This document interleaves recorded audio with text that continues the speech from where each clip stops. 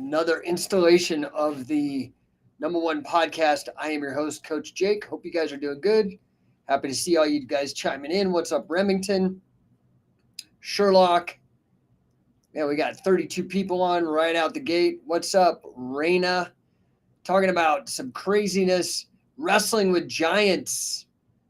Want to talk about? I saw Abe Lincoln was trending, and I thought, what a great chance to talk about Abe Lincoln, because the thing about Abe Lincoln, we all know. Hey, what's up? A Balfala 6. I am Iranian. Hey, dude. Happy to see you, dude. Welcome. We got Iran in the house. Iranian. Hope you guys are doing good today. Hit me up with the chat. Number one, say hello. Yasser says fac. Okay, cool. I guess. I don't know. But I want to talk about this, man. Welcome to the number one podcast. I'm your host, Coach Jake. We're going to dive into some goodness here. The strategies that forge champions that are not just in the ring. Maybe they're in the ring. Maybe they're in life. Maybe they're in both. And I think one guy that qualifies for that is Honest Abe. Abe Lincoln.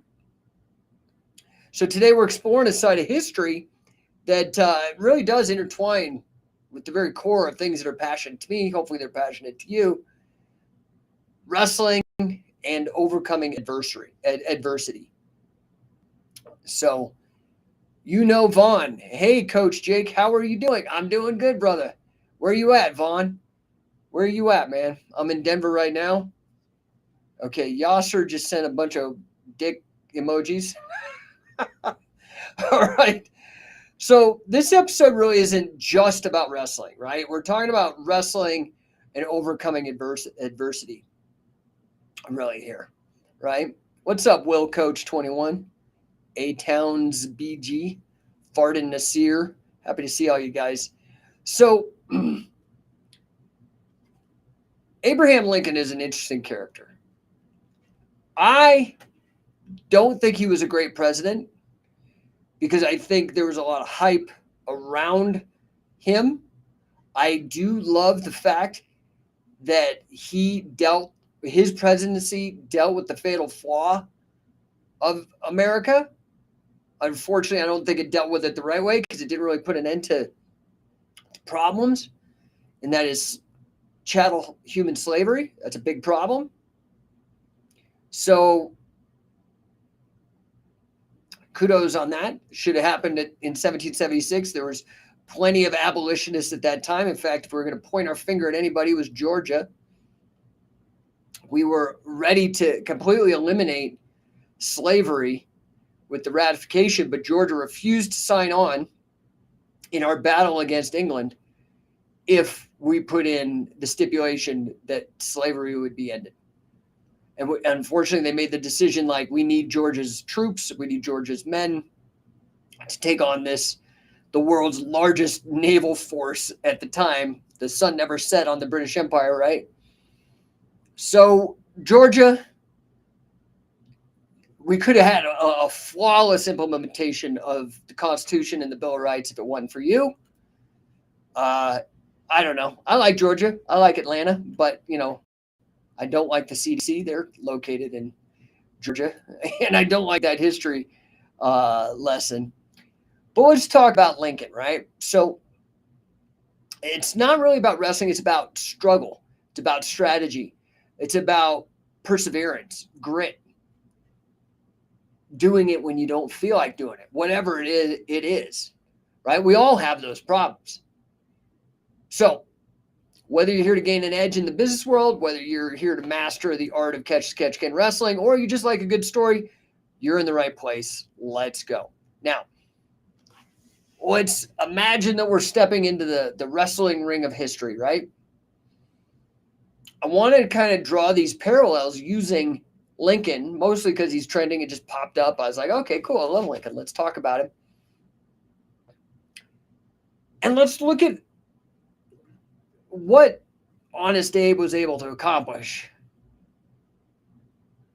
despite what's trending is, I guess, Lincoln battled depression. Okay. And he still ended up being president, had winning an incredible wrestling career, did amazing things despite all that, right? So he didn't really let it slow him down. So some of you may not know this, but Lincoln's actually enshrined in the Wrestling Hall of Fame. I mean, the guy was a stud wrestler.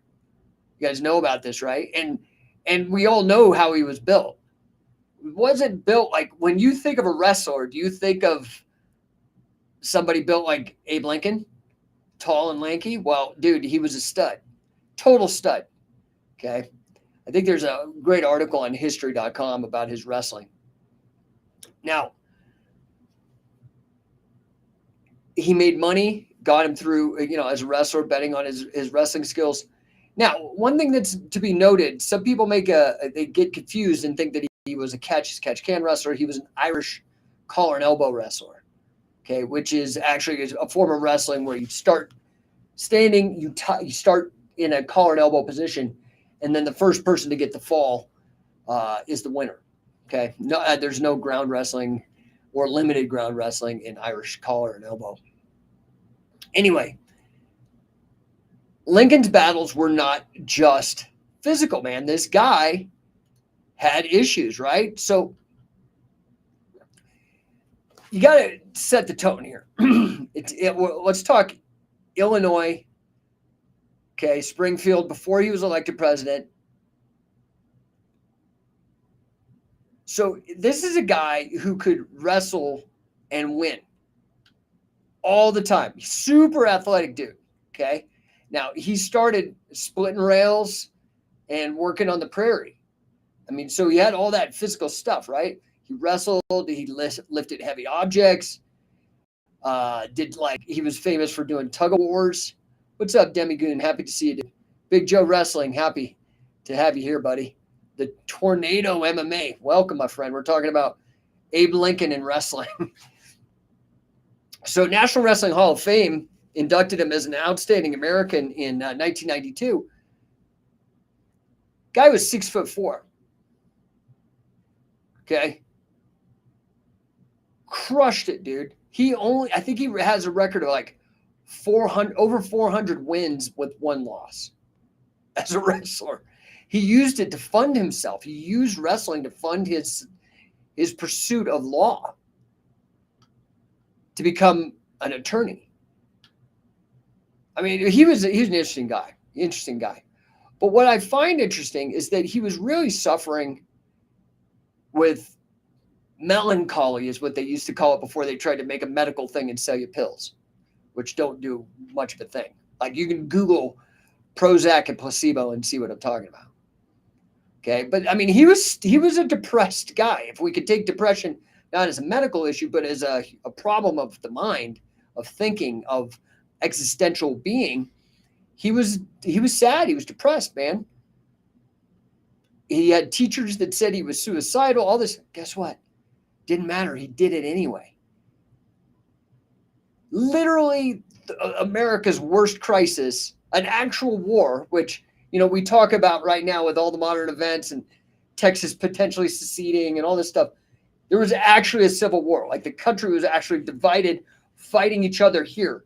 More casualties in that war, I think, than any other war we've been involved with.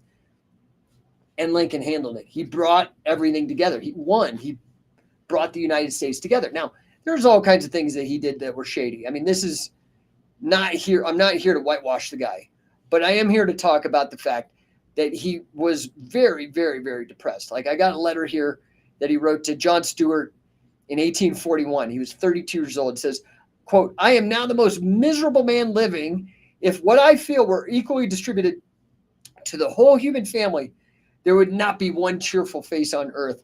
Whether I shall ever be better, I cannot tell. I awfully forebode I shall not. To remain as I am is impossible." Okay, there's all these like letters. This is actually from Fox News. They had this great article talking about it. And they give all kinds of things. Oh, well, it was genetics. How the hell do you know? Okay, this stuff is ridiculous. Historical records indicate that Lincoln's mother and father were disposed to melancholy and that one side of his family was thick with mental disease. So let's just dismantle this first of all. Depression is not a disease. There is no physical somatic etiology, etiology. Okay. There is no somatic pathology. There's no blood test. None of it. It's all nonsense. I'm just telling you, like, this is, if you start looking past the marketing of them trying to sell you junk and actually look at the science, these are facts that are well established, right? So you got to just look at how they're always trying to sell you some crap. Okay, how Lincoln dealt with depression. This is interesting. Before the age of psychotherapy and antidepressant medications, exactly my case here, Lincoln learned to live with his depressive disposition. He would frequently use humor and storytelling to elevate his mood and distract himself from his depression. I mean, dude, and can I tell you something? He didn't off himself. He was offed by a political opponent. He won hundreds and hundreds of matches. Quote, it does not appear that it was the 16th president's persona to acquiesce. Lincoln persevered and served this country eloquently. Okay. Siegel noted that in Lincoln's time, depression was referred to as melancholy and was typically treated with opium. See, even back then, they were trying to do this, right? So, I don't know, man. What do you guys think of all this? I mean, is it hard for you even to believe that Lincoln was a badass wrestler? Oh, Tomas, what's up, Tomas H? Says, Lincoln was a Libyan Nephilim for sure, and I'm a fan of all the above. Okay, that's some craziness. Nephilim, I think, are the giant race of people or something. Skinny guys will fight until they're burger. Tyler Durden, so true. Great stuff, dude. I appreciate that, Tomas. Yeah, I mean, lanky wrestlers are a problem, right? And this is something that it took me a long time to learn. I was always coached. I'm tall. I'm not 6'4", I'm 6'1", and lanky. Always been. And I was coached like I was 5'7", spark plug, and it never worked for me. It was very frustrating until I found coaches that knew how to coach for my body type. Mostly Billy Robinson, Carl Gotch, and Wade Chalice, all of them bigger wrestlers. So, yeah, real stud. But anyway, guys, listen, I'm here. I'm open. I've got about 5-10 minutes. I just wanted to touch on this thing about Abraham Lincoln and get the conversation going. You know, he was a real stud. Now, he did some bad things too. I think he did one of the largest public hangings. Was it of Native American people? Like some kind of atrocious things. I also say his battle for the United States was not over slavery. So I think a lot of people conflate the fact that it happened to happen, a logical fallacy known as post hoc ergo propter hoc, because of this, then that, even though they're not actually causally tied. In fact, Lincoln was expressed explicitly that his number one, if keeping the United States together meant keeping slavery, he would have done it. He just was like, I don't think it's tenable. I don't think he can do that. So whether that was rhetorical or whether I just have to take him on face value that that's what he meant. He was not a fan of, the slavery issue. He was more interested in keeping the United States together, okay, which is noble in itself, I suppose. And that slavery issue did have to be resolved from, 50, 100 years prior. But the thing to remember here is that he was, if it wasn't for Lincoln, lots of Americans died in that Civil War. I don't know if there was a better way to go about it. I'm not a Civil War historian. I know a little bit. A friend of mine is a Civil War historian, Jeffrey Rogers Hummel. Brilliant guy. Haven't talked to him in a couple of years, but he's a professor where I went to grad school. And he wrote a book called Emancipating Slaves, Enslaving Free Men, and talked about how really, even though that time period emancipated African Americans from chattel slavery, which is a great thing, right? That should not happen, regardless of who it is or whatever. But then that was a bit of a bait and switch, because if we take the argument from esteemed philosopher Robert Nozick that any tax on labor is a form of slavery, that was when we said, okay, we're not going to have slavery is illegal the way it was done, but we're going to introduce an income tax, which is a slicker way of introducing conscripted labor. I don't know. Crazy times. So, but that said, listen, he did not let depression slow him down. Oh, what's up, Morgan? Happy to see you. Silverback's martial arts says, yeah, he slaughtered natives, LOL. But for the time, he was about as progressive as a person he could. He was a stud, amazing collar and elbow wrestler, and great leader. Yeah, exactly. Now, I guess you could have quibbles with anybody over things. I think really setting the precedent and bringing the income tax to America, that's pretty bad.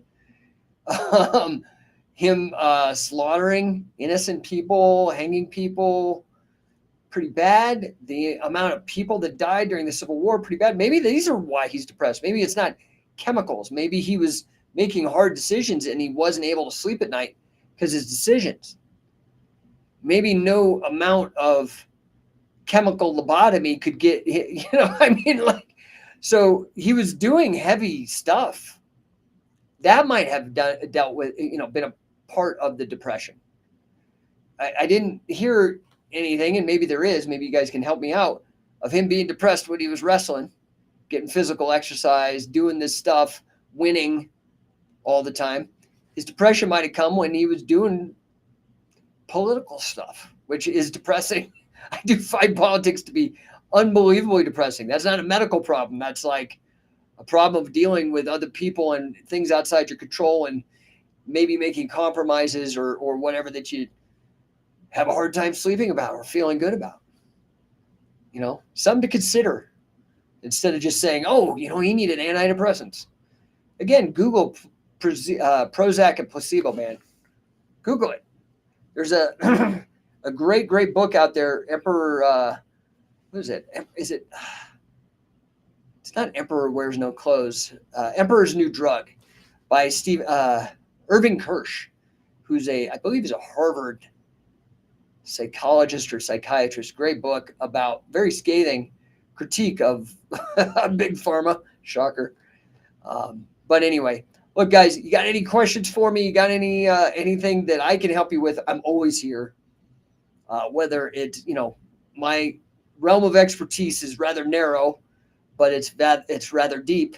And that is anything to do with catch-can wrestling, whether it be technique, history, strategy, business, and then business broadly. I have a master's degree in financial mathematics. I worked in investment banking, mortgage banking, software, started and grown and sold companies, 10x elite business coach. I don't know what else you need, but I'm here to help you. Oh, what's up, Silverbacks? Morgan, off topic, but what's your opinion on our options in the upcoming election? Looks like another Biden-Trump election with RFK as the independent. So I'll use an analogy that I always do. Voting is like betting on WWE outcomes. I don't do it. Do you bet on WWE? Do you know anybody who bets on WWE?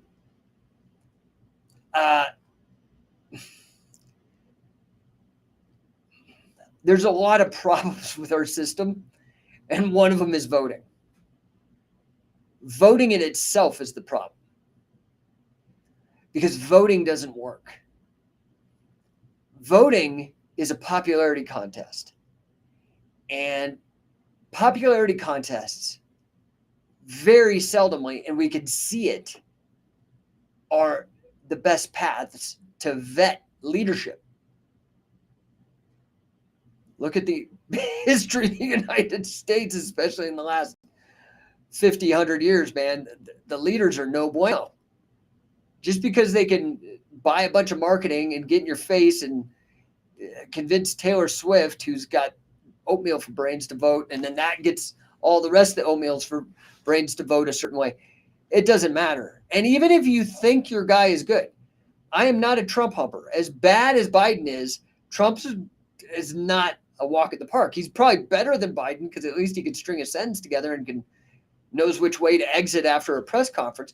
But, Trump, he's talked about getting rid of the Second Amendment. He says, I'll do it first and then argue, which is even scarier. He's also the reason why, he fell for all of Fauci's stuff. So, I mean, I just think that we need to stop looking outside of ourselves and start looking at ourselves as the presidents of our life and act appropriately. And if you are your own sovereign state, you've got to negotiate carefully all the other sovereign states, meaning not just other individuals, but all of the other governments, right? Because you may be right or you may not be right on a certain issue, but if they have more guns and jails than you, you might just need to figure out a different way of living. So that said, I like RFK. No guarantee. Who knows what would happen with that guy? He ran an ad. I guess it bummed out some people. I saw he made an apologetic tweet for the ad because it triggered some people in his family because it was a nostalgic video. DBXJLA, could you make more videos on single leg setups? Well, it depends on what your sport is, because if you're doing MMA, the setups are largely going to include punching or getting tied up. Same with grappling minus the punching. If it's just wrestling where there's no submissions or punches or kicks or knees, then you could consider adding level changes as well. But unless you're amazing at it and you have great timing, I'm just a fan of more Greco tie-ups, Greco entries into something that looks like a high crotch or a single, then dumping them, right? Wrestling folk style. Yeah, so if you're wrestling folk style, there's so much to get that, man. I don't know how explosive you are, if you've got long arms, because maybe you could just do ankle picks like Sanderson. I mean, there's a lot of variables. I would head over to BJJ Fanatics, actually Wrestling Fanatics. There's a bunch of great stuff there. That would probably be the fastest thing, but I know you're probably looking for it for free, but there's a ton of stuff for free online. I don't know what I can do like this. You could show up to the camp. I don't know where you're located, but show up to a camp with Wade Chalice. He'll tune you up, man. The guy's literally the greatest ever. RENXT says, yo, WSG, bro. What is SWG? I don't know. Silverback says, I just can't understand with all the young, intelligent, upcoming politicians, we're once again stuck with 2 70-year-old old corrupt guys with failed past leadership. Dude.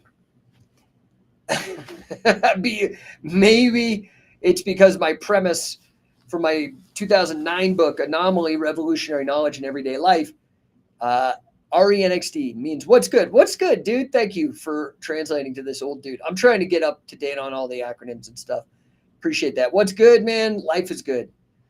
Life is good. Very grateful for my health, grateful for the health of my family, my friends, grateful for the health of all you guys and your family and friends. Grateful for amazing technology like this where I'm able to actually reach out and hang out and talk with you for a little bit. Help if I can. I don't know if I can help you. But yeah, I think, okay, so let me phrase this better. There's nothing to be done with if we have a voting system, because it's not really run off of, our system isn't run off of a meritocracy. It's run off of a popularity contest. And that's really awful, as we could see. Now, they did the best that they could, right? Tej Verb asks, advice for beginner coaches. I coach a youth program.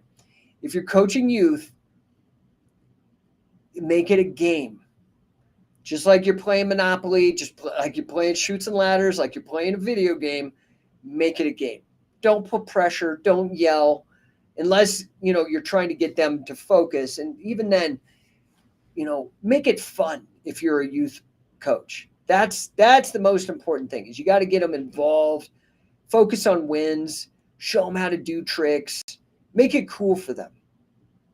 That's the greatest thing that you can do. Let's see here. Oh, RENXT says, you for sure help me, bro. I won against a guy 20 kilos more than me. For you here in America that don't know, 20 kilos, there's 2.2 kilos per pound. So he hit a guy that's 40. Hey, so RE, tell me, what did you do? How did I help you? I would love the feedback, because if it helps you, it might help other people. I appreciate that feedback, brother. Tej Verb says, thanks. Yeah, I mean, I think people get mired down in the technique, and I think so much of it is about how do we inculcate, how do we teach, how do we instill consistency? What my friend Ricky Lindell says, 1% every day, 1% better every day. How do you do that and have that every day just be every day? Like no days off. This is the thing that drives me nuts. Oh, RENXT says, you told me to learn Greco-Roman, and that helped with the big guys. Dude, people are sleeping on Greco. So I never touched it. I had no idea about Greco until I started with Billy. And what I learned was Billy started with catch as catch can. That was his foundation, which is effectively folk style with submissions. Okay.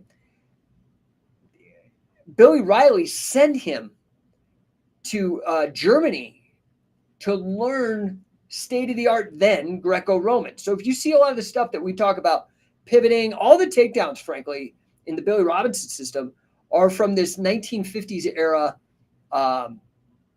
Greco. It's sick. So if you go and you see catch wrestling takedowns, that was the work of Carl, who was a Greco-Roman champ, Billy, who went and studied with the best in Greco, how they integrated it for the catch as catch can game, which is slightly different than the freestyle or the folk style, because catch as catch can, you can get a gravit, you can get a face lock, you can get choked. So you couldn't change the levels in the same way. Anyway, fascinating stuff. I think if you want to learn more, the easiest way is go over and get my instructionals, catch wrestling takedowns. Tons. So, bestseller, very highly rated.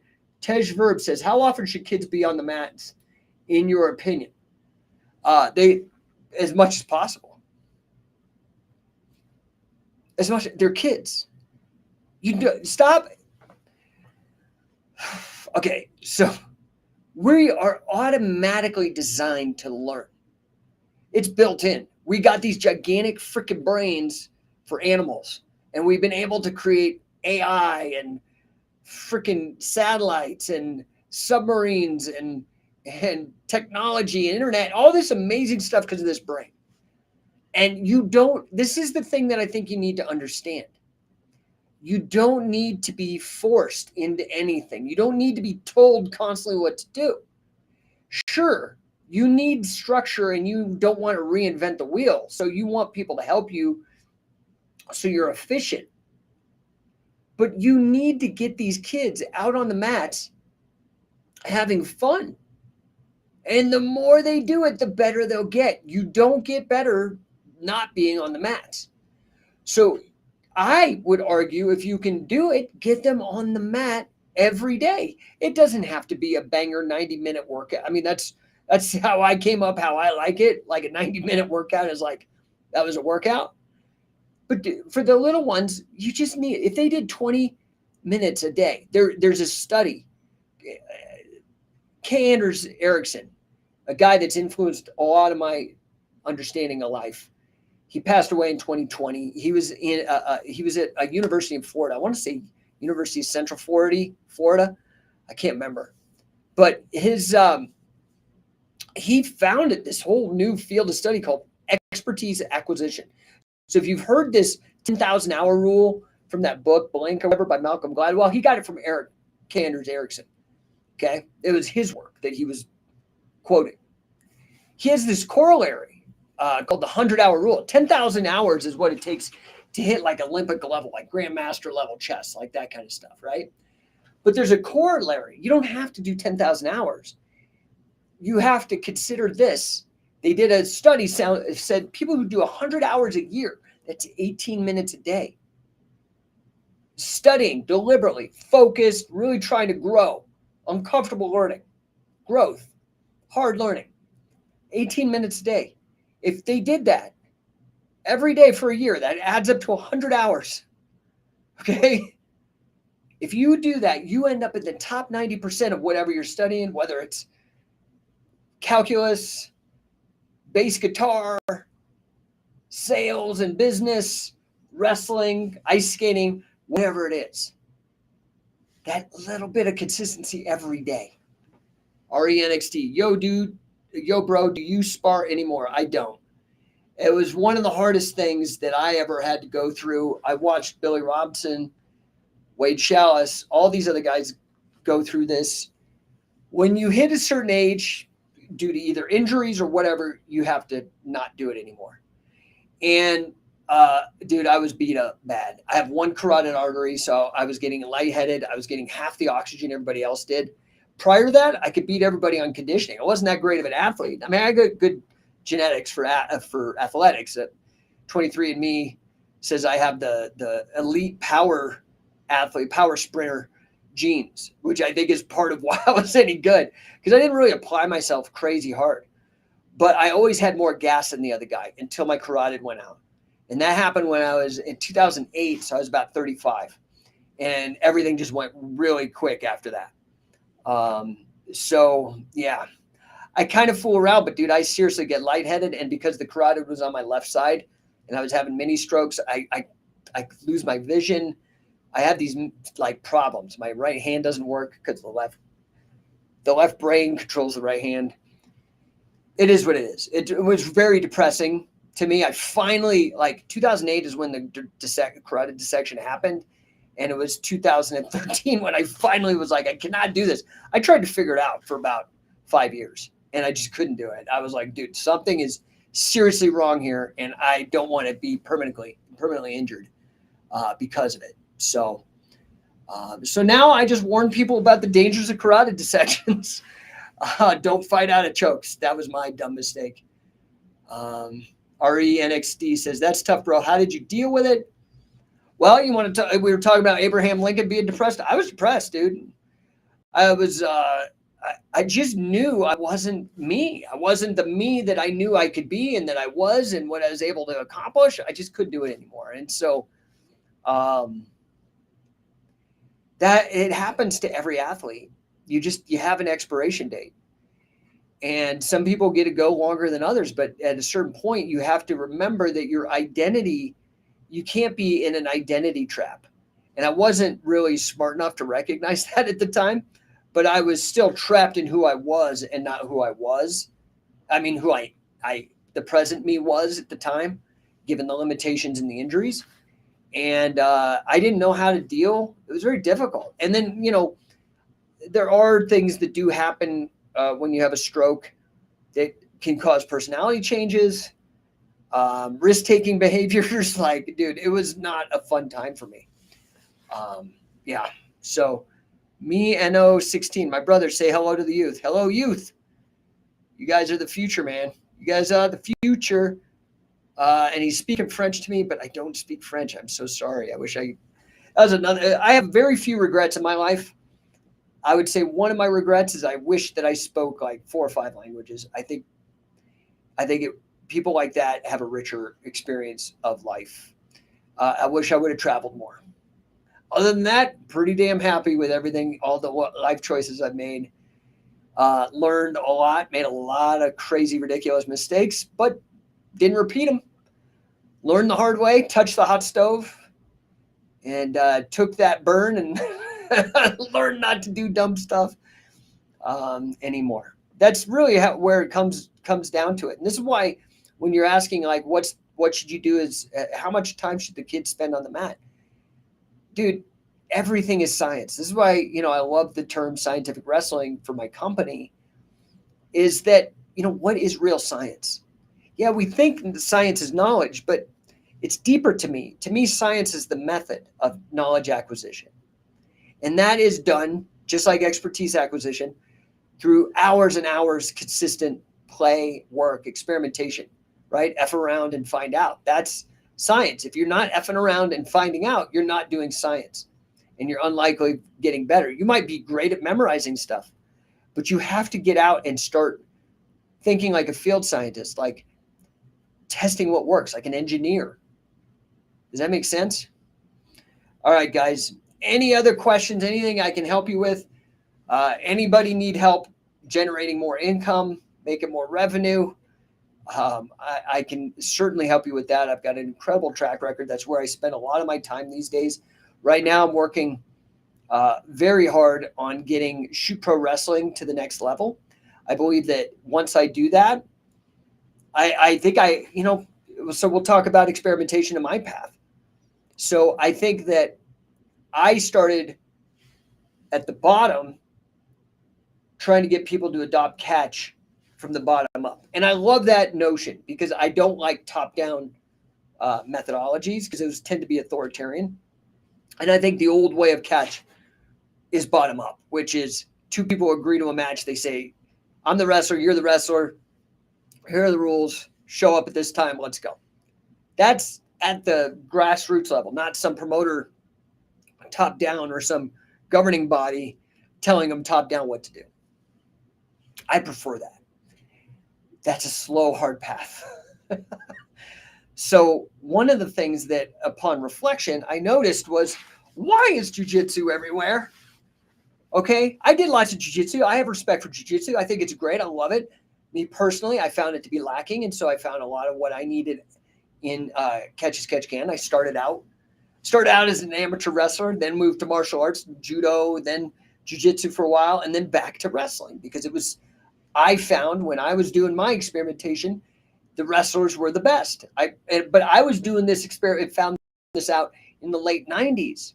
I didn't need the statistics that have now since come out. I was gathering this, I was living it. I'm like, dude, I'll get a good wrestler, the first match with my tricks, but then he learns it and he's vastly superior because of his experience in wrestling. And so I doubled down onto wrestling, right? But the thing is I'm like, why is jiu-jitsu everywhere? Amateur wrestling's everywhere because it's largely been socialized. People don't like to say that and don't want to hear that, but wrestling is socialized, meaning it's paid for through taxation, through socialism, okay? And this is why it's always in danger. It was going to be because it's all top down. This is the danger of it. So you notice that it was almost eliminated from the Olympics recently. Thank God MMA came about because it showed the utility of wrestling and got enrollments up. But before UFC, wrestling was on its way out. And a lot of athletic directors would like to see wrestling go. It's got the highest rate of disease because they unfortunately include skin diseases like MRSA and ringworm in particular. So it's got a high rate of injury, even though it's not really an injury. A lot of times wrestlers don't do the best in terms of other programs academically. Okay, it doesn't bring in the money that football does. So you see, like a lot of these programs were in a lot of trouble. So I went back and I said, well, what is it that jiu-jitsu did? Because jiu-jitsu is not socialized. For all the things that I don't like about jiu-jitsu, and there's a few, there's a lot that I do like too. But one of the things I really liked was like, man, these guys have figured out how to market this, bring it to the market-based. It ain't going to go away that way. Because you got broad adoption regardless if it's being subsidized with property taxes or income taxes, like wrestling.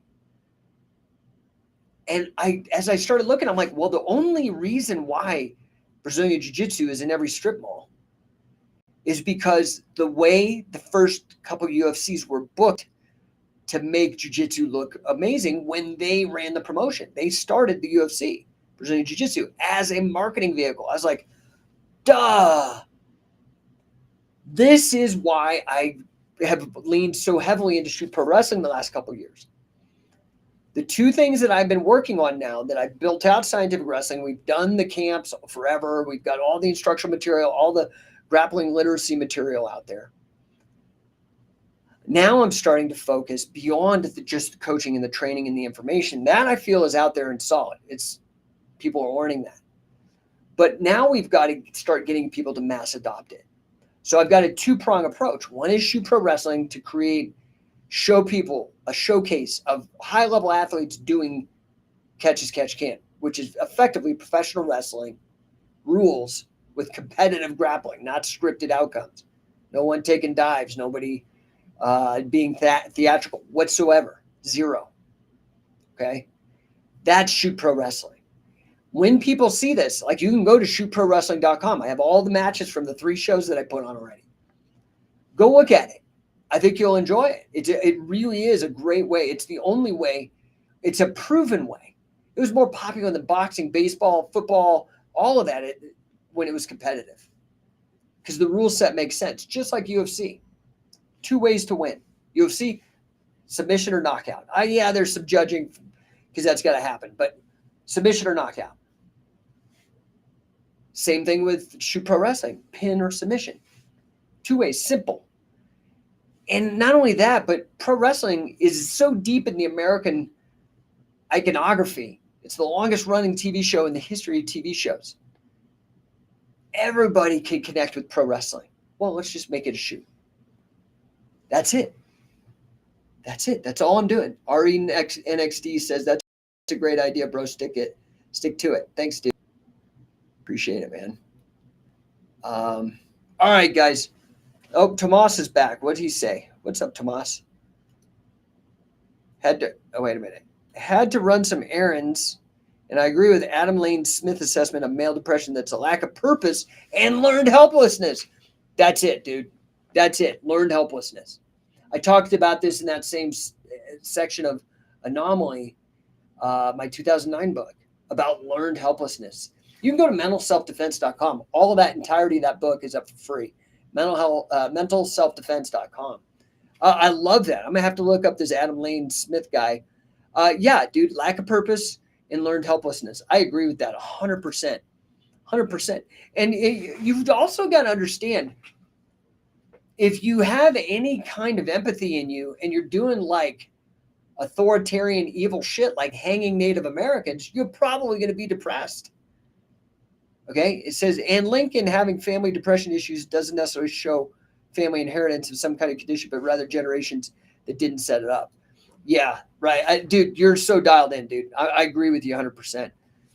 All right, guys, anything else before we wrap up? I've got things to do, other people to help. I'm happy to hang out for another 1 or 2 minutes. If you got any questions, let them rip now. Otherwise, I'm going to jump off. I appreciate all you guys always joining me here. If I can help you, hit me up in the DMs. I'd love to have you on the mission. I'm talking about having a purpose, and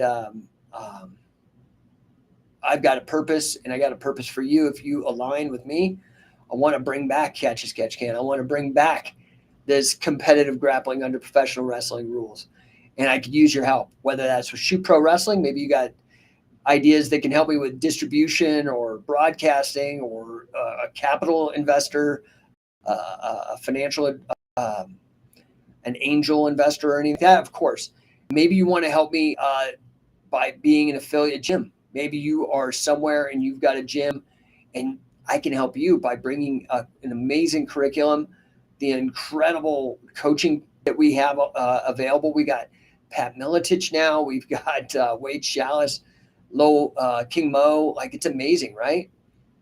RENXD. You should really make shorts on other platforms. So we have YouTube, and I'm gonna be real. I am getting the help I need. It's just slow because I'm gonna be real. Unless you guys throw a bunch of money my way, I've been doing a lot of this on this project as a passion play.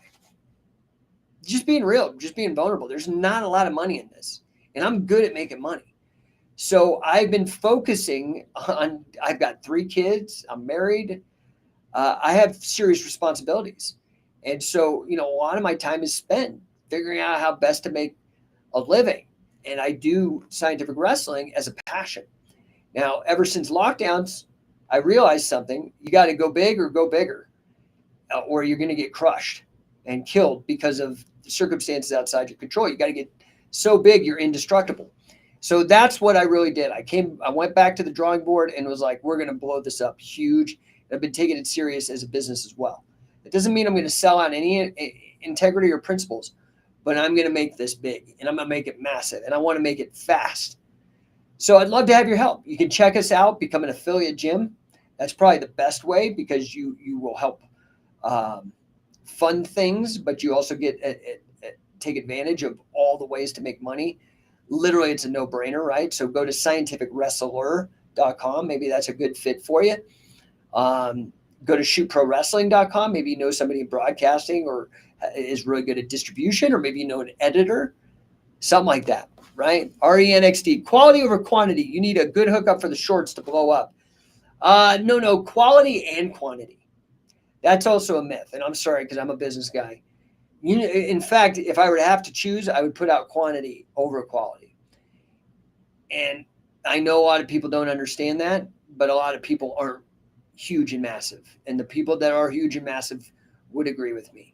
I study this, and I am on that path. And I've done it in other fields, and now I've got to do it here. So, yeah, I've got people working on that, on the shorts, on building out the YouTube.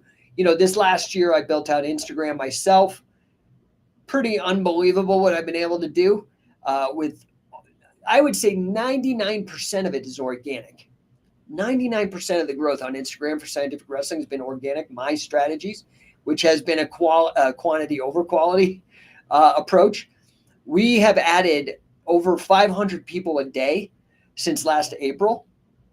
So it's got to have been almost 300 days or so of this kind of growth, which is amounted to over 120,000 followers inside of 10 months or 11 months. That's like 10,000 people a month or something crazy. Yeah, I have the stats to prove everything. Mostly organic. And that was really quantity over quality, really, if I were to boil that down. So where I'm going with this is that YouTube's next, then TikTok, and then last Facebook. Facebook is for, sorry to say it, but old people that ain't going to get on the mat and help me out. I mean, just being real. Okay. Maybe they have a little more money or something. Maybe not. I mean, honestly, Facebook is kind of a dud. And I could see it because I see other people put their efforts there and there's zero engagement. Whereas on, for example, Instagram, I get massive engagement. I'll make a post. I'll get 1,000 likes, 1 million views, super engagement. Same with TikTok. So we're going to be moving mostly in the next year, focusing on the marketing efforts on YouTube and TikTok. And that will involve short films. I have so much content. It's absolutely obscene. I have so much footage to put out, from my footage that I've captured in 20 years, from the footage that I have the rights to. Unbelievable amount of footage that just needs to be chopped.